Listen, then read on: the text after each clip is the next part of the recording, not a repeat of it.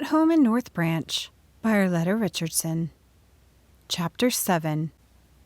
A Storm, In School and Out.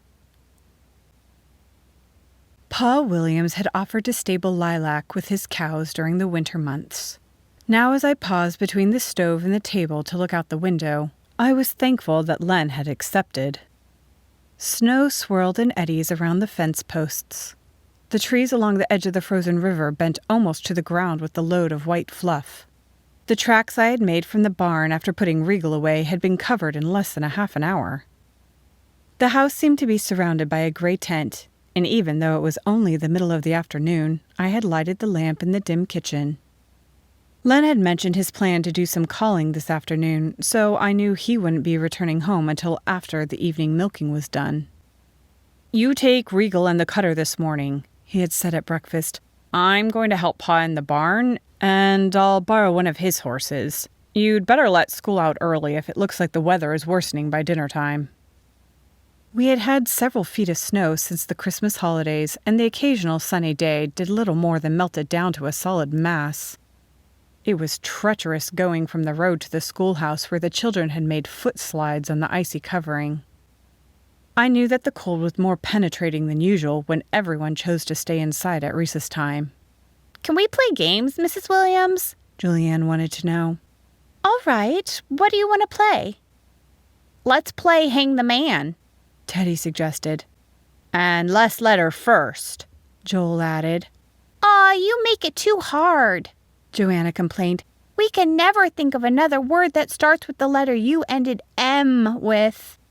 "Let's make a rule that will let everyone have fun," I suggested. "No words that end in Q, U, V, X, or Z." It was agreed, and Teddy started the game. "This is something we can see from where we're sitting," he said, and drew a line on the board for each letter. "A!" Ruthie Lawton shouted. Teddy shook his head and began to draw the gallows. "B?" Lydia Stacy suggested timidly. "Nope." The older children had learned early to exhaust the vowels before naming the other letters, but the man's head was in the noose before an O was placed in 2 spaces. Teddy was persuaded to add hands and feet, features to the face, and ears before Jay came up with snowstorm as the answer. "No fair, that's 2 words," Toby protested loudly. Teddy dived for the dictionary to prove his point, and it was agreed to let it stand since it was a compound word.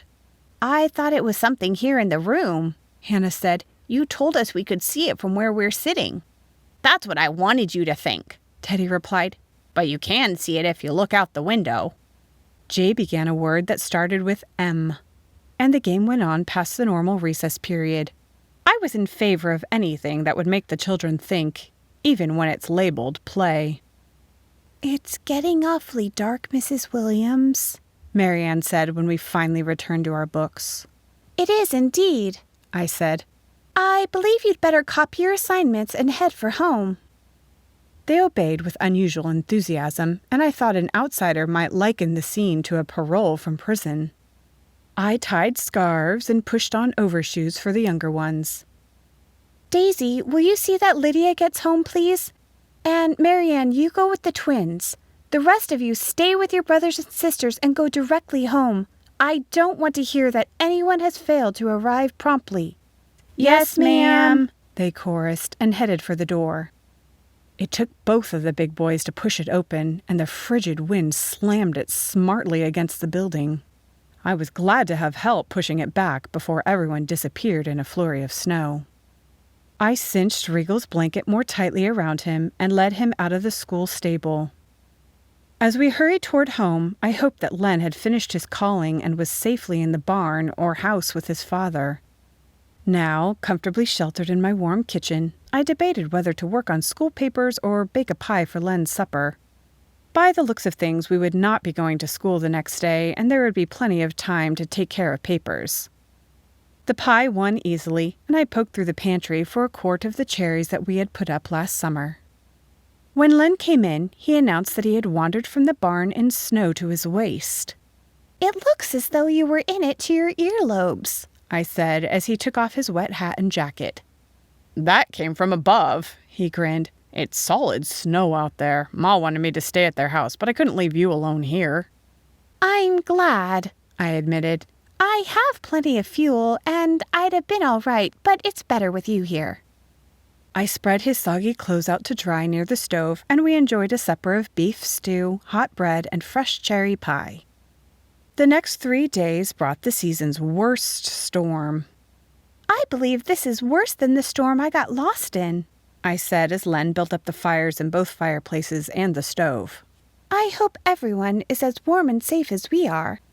I'm sure no one is out who doesn't have to be, Len said. What are you going to do with your holiday? Oh, bake bread, work on my rug, read, do some mending. Whoa, he laughed. How many days are you planning to be snowed in? Haven't you saved any time to play checkers with me? Of course I have. Let's do that right now, shall we?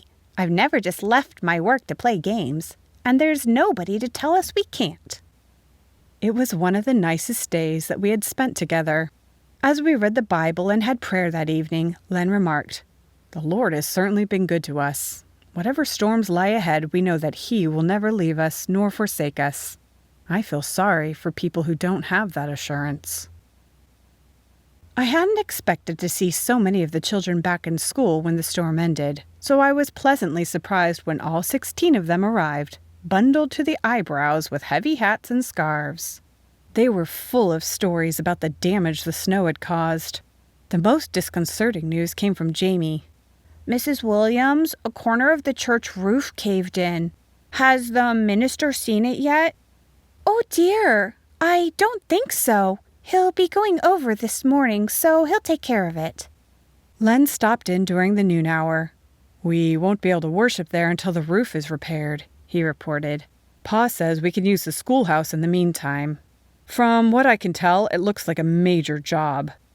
Hiram and George Eliot have fastened a tarpaulin over the corner and cleaned everything away from the area. I knew Len feared that another matter would be precipitated by this misfortune. For some time now, several members, the Gages, Graysons, and Augusta Harris among them, had spoken in favor of a new church building. A congregation in a nearby town had just erected a lovely edifice, and by contrast, our little church looked old and shabby. I believe our building is adequate, Len had said when the subject was discussed. If we take in a lot more members and begin to feel crowded, it will be time to consider replacing it. The minister in Greenwood tells me that they will rent pews to raise money for the expenses. We will never do that. We feel that God's people have the right to worship in His house with freedom of spirit and seating. I'd like to see us continue as we are until our congregation is larger and concentrate on winning people to the Lord. The others agreed, and the matter was considered closed. Now, I was sure that Len wondered if it might not be reopened by some who would feel that putting money into an old building would be an unnecessary extravagance. Later in the week, I had a problem of my own to have to deal with. For his birthday, Daniel received a fountain pen from his parents. His eyes sparkled with delight as he showed it to me. "It's just like the one Pa uses at work. You pull this little piece of metal up like this, see?" he explained. "Then you dip the point in the inkwell and put the piece back down real slow. The ink goes up inside the pen and you don't have to get ink on the point every time you write. It comes out just like magic. Of course, if you don't remember to put the top on the pen, the ink will just leak out in your pocket," he admitted. "He's been looking at those pens in the catalog for months," Myra told me. "I'm sure he'd have thought his birthday was a failure if he hadn't gotten one." "Is he feeling any better about coming to school?" I asked. "I've tried to watch what happens on the playground, and he appears to get along fine with the boys." Myra looked serious. "Something is still bothering him. Every once in a while he comes home with a torn shirt or a pocket ripped off his pants. He insists that he's not fighting with anyone, but he's never been this hard on his clothes before. Jerome says it's a phase all boys go through, but I'm concerned." I was concerned too. I didn't want to share my suspicions with Myra because they seemed too ridiculous to even mention. But after I talked with her, I did share them with Sarah Jane. Do you think a 10-year-old boy could be terrorized by a 10-year-old girl? I asked. I suppose it's possible, she replied. But I don't know many boys who would stand still for something like that. Is this a rhetorical question? I wish it were, I sighed. I'd rather deal with it in theory. The truth is, I think Daniel is being tormented by one of the girls in school. Daisy Brewer, Sarah Jane stated. Now, how did you know that? She's the only one angelic-looking enough to get away with it. Daniel is a smart boy. He knows what would happen if he laid a finger on her, and he's too embarrassed to tell his folks or you that the prettiest little girl in town has him cornered. So, what is she doing? The few things I've observed in school appear to be accidents, I replied. She tore a leaf from his copybook when she handed them out. She jostled his desk when he was writing. And I'm sure she put her foot out to trip him, although she denied it, and so did he. I can't prove that she poured snow in his dinner pail either, but someone did. What on earth would make her do things like that? If I were you, I'd ask her, Sarah Jane answered. She's either a spiteful little tyrant or she likes him and wants to get his attention. I'm more inclined toward the blonde-haired, blue-eyed imp theory myself. I might have been tempted to put off a confrontation and hope that the situation would resolve itself had not something occurred that week that moved me to action. Copybooks had been distributed for a handwriting lesson, and everyone was busily engaged in writing a page from the Palmer penmanship book. Suddenly, I noticed that Daisy was using what appeared to be Daniel's fountain pen. I walked back to her desk. "Where did you get that pen, Daisy?" I asked. She looked up at me with wide blue eyes. "Daniel gave it to me," she replied. I looked at Daniel, hunched over his paper. "Is that so, Daniel?" He nodded without looking up. "Yes, ma'am." The triumphant look on Daisy's face made my hand itch to smack her. "I would like to speak with you at recess time," I told her. "Yes, ma'am." I returned to my desk and opened a book, but I didn't read it. How does one confront a 10-year-old child with accusations of extortion? That was what it amounted to, I was sure. Daniel would not willingly have given up his treasured pen. What could she have said or done to force him to do it? When recess came, Daisy approached my desk with cool confidence. "Young lady, it's time you and I had a little talk," I said sternly. "All right, Mrs. Williams. I would like to know why Daniel gave you his pen." A look of surprised innocence crossed her face. "Why, I don't know. Maybe because he likes me." "Did you ask him for it?" "Oh, no, I'd never do that." "Does your mother know you've received a gift like that?" I persisted. For the first time, Daisy's eyes left my face. "She hasn't seen it," she replied reluctantly. "Are you going to tell her about it, or shall I?" "I'm only going to use it at school. I'll give it back when the year is over."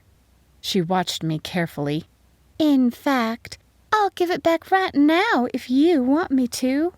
"I want you to," I said firmly. "And you should know that I intend to keep my eye on you from this moment on." Daisy stared at me with as much insolence as she thought prudent. "Is that all, Mrs. Williams?" "Yes, go on out and play." I watched as she marched to her desk, removed the pen from it, and placed it on Daniel's desk. Then she went from the room with her head held high. I was left with the annoyed feeling that I had not gone 1 inch towards solving that problem. Daniel was startled to see his pen, but after a hasty glance at me, he stuffed it into his pocket without a backward look at Daisy. Everyone in the room, with the possible exception of the 3 little ones, knew what was going on, but no one said a word. Children show infinite wisdom at times. End of chapter 7.